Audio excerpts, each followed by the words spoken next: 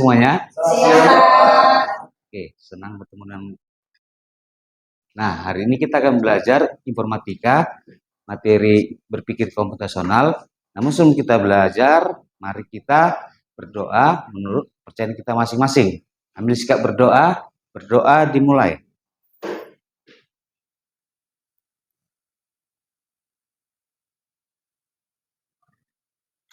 Berdoa selesai?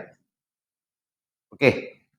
Nah, materi kita hari ini seperti yang tadi sudah Bapak sampaikan, yaitu berpikir komputasional. Nah, apa itu berpikir komputasional? Berpikir komputasional adalah cara berpikir dalam menyelesaikan masalah atau mencari solusi dengan cara sistematis dan tepat. Ya, ini sangat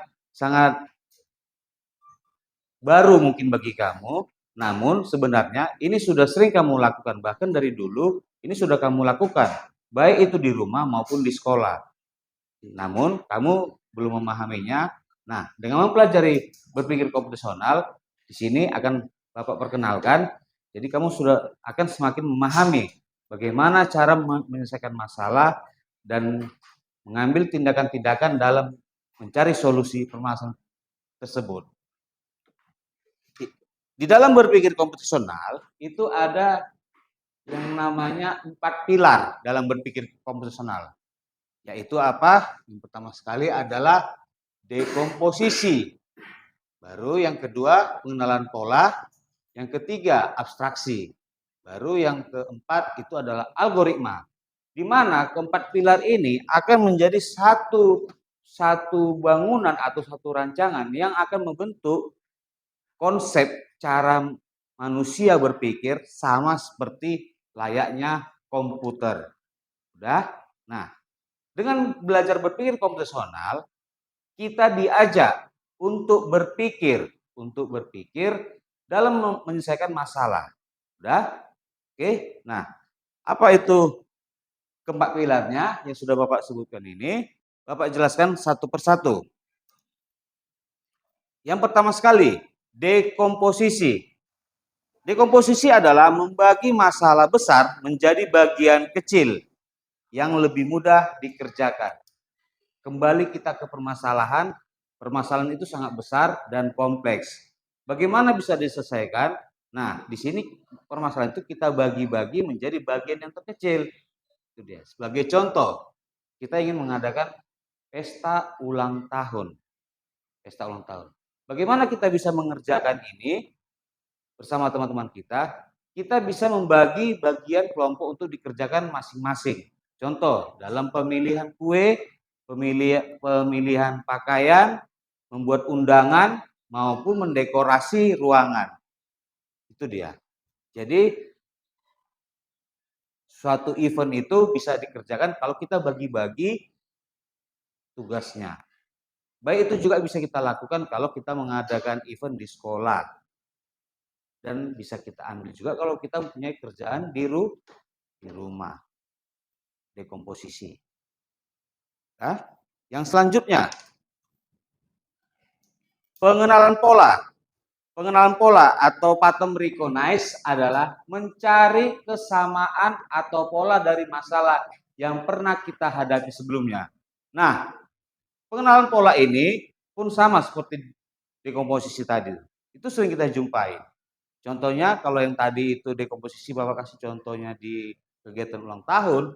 Nah, ini adalah di penyamaan pola untuk bentuk-bentuk objek yang seperti ini. Oke. Nah, objek-objek seperti ini di mana pernah kamu jumpai? Di mana pernah anak didik pernah jumpain? Aduh, baru kalau pelajaran di sekolah, pelajaran apa ini, Nak? Matematika. Nah, di sini ada objek yang dua warna dengan bentuk yang sama. Itu dia lingkaran atau bulat. Nah, namun di sini ada dia himpunan-himpunan objek tersebut. Ada yang 1, 4, 9, dan juga 16. Begitu juga yang di bawahnya. 1, 2, 5, dan 9. Nah, kesamaan pola inilah yang bisa kita ambil dalam menyelesaikan masalah. Contohnya seperti di rumah, mencuci. Ya, mencuci apa? Ada mencuci gelas, mencuci piring, mencuci pakaian, dan juga mencuci tangan. Itu semuanya kesamaan pola. Oke? Nah, sebelum Bapak lanjut, ada yang mau bertanya? Oke, Bapak. Terima kasih. Lanjut. Yang ketiga, abstraksi. Abstraksi adalah memilih masalah yang benar-benar penting dan mengabaikan detail yang tidak penting atau relevan. Apa itu? Sebagai contoh, seandainya kita ingin membuat sebuah peta atau rute dalam mencari tujuan. Oke? Nah, yang penting bagi kita dalam mencari rute itu adalah jalan yang mana harus kita lewati, jalan apa, baru persimpangan mana yang harus kita lewati, dan juga gangnya. Itulah dia. Sama seperti layaknya kita melihat sebuah peta. Jika kalau di sini saya ambil gambar, kita berada sekarang di posisi A dan kita akan mau pergi ke lokasi I. Yang perlu kita pikirkan di sini adalah jalur jalan mana yang kita lewati dan dari mana saja bisa kita lewati dan juga persimpangannya. Hal yang terpentingnya. Dan yang tidak pentingnya seperti pohon, rumah, ataupun kendaraan yang lalu lalang di jalan tersebut itu tidak usah kita pikirkan. Kita abaikan saja. Oke? Nah, itulah dia abstraksi. Dan yang terakhir itu adalah algoritma. Algoritma adalah membuat langkah-langkah atau algoritma yang jelas, berurutan, dan bisa diikuti untuk menyelesaikan suatu masalah. Nah, suatu permasalahan dapat kita selesaikan jika kita mengikuti tahapan yang berurutan. Itulah yang dimaksud dengan algoritma. Sudah? Sebagai contoh, jika kita ingin memasak. Nah, kita ambil contoh di sini yaitu memasak mie instan. Untuk kita melakukannya, di kemasannya pun sudah ada diberikan petunjuk cara memasak. Mulai dari memanaskan air, merebus mie instan, mencampur bumbu, sampai menghidangkan. Nah, itulah dia. Algoritma, pilar yang keempat. Di mana dari semua pilar yang terdapat pada berpikir komputasional itu, kita bisa ambil aktivitasnya, yaitu dia aktivitas amplak. Apa itu aktivitas amplak? Itu kegiatan pembelajaran berpikir komputasional tanpa menggunakan laptop ataupun media digital lainnya. Jadi lebih ditekankan kita menggunakan fisik untuk melakukan kegiatan untuk pendekatan, dekomposisi, pengenalan pola, abstraksi, dan algoritma. Melalui apa? Bisa melalui permainan, diskusi, ataupun aktivitas sederhana. Itu dia aktivitas berpikir komputasional secara amplak.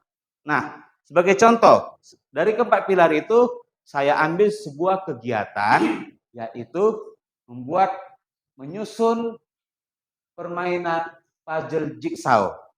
Mungkin semua sudah tahu ya, menyusun gambar yang terpotong-potong, ya itu dia. Nah, yang pertama sekali, pilar yang pertama yaitu dekomposisi. Di bagian dekomposisi yang tadi Bapak jelaskan, yaitu dia membagi bagian menjadi bagian terkecil, yaitu kita bisa memecahkan masalah, menyusun gambar yang utuh menjadi bagian-bagian yang kecil.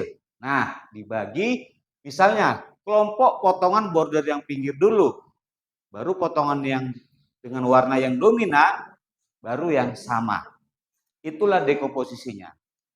Pilar yang pertama. Pilar yang kedua yaitu dia pengenalan pola atau merecognize. Mencari atau mengenali pola yang sama. Seperti contohnya potongan yang cocok, tonjolan atau lekukan, pola atau hubungan bagian gambar yang mirip. dengan pola garis atau bunga atau wajah orang kalau ada terdapat di situ. Baru yang ketiga yaitu abstraksi. Abstraksi yaitu kita fokus pada informasi yang penting. Seperti contohnya bentuk tepi, warna utama, pola garis, dan mengabaikan detail-detail yang tidak relevan saat itu. Misalnya tekstur yang kecil dan yang baru kelihatan setelah potongan menyatu. Jadi setelah menyatu baru kita anggap itu menjadi bagian yang terpenting. Nah, yang keempatnya itu ada langkah-langkahnya, algoritmanya. Bagaimana kita mengambil konsep cara menyusunnya itu dengan cara yang benar. Dengan di sini ada Bapak buatkan. Langkah pertama, pisahkan semua potongan border. Itu langkah yang kedua. Langkah yang pertama. Langkah yang kedua, susun border menjadi bingkai yang utuh. Langkah yang ketiga, kelompokkan potongan berdasarkan warna yang tepat. Yang keempat, susun dari sudut kiri ke atas dan ke bawah, coba cocokkan satu persatu. Nah, debuggingnya atau kesalahannya, kalau ada terjadi kesalahan, kita coba dengan potongan yang lain. Nah, jadi untuk ini, dalam kehidupan sehari-hari yang mungkin mereka kenal, coba kita ambil gambar pemandangan. Seperti contohnya Danau Toba, nah disitu kita coba buatkan dia. Kita bagi menjadi 100 potongan, di mana 5 ke bawah, 20 ke samping. Semoga bisa mengerjakannya. Nah, sebelum Bapak akhiri, ada yang mau ditanyakan dari materi yang Bapak sampaikan hari ini?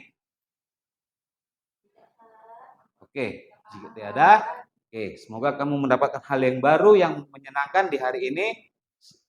Maaf jika ada yang salah dalam penyampaian kata-kata, dan Bapak ucapkan terima kasih. Sama-sama, Pak.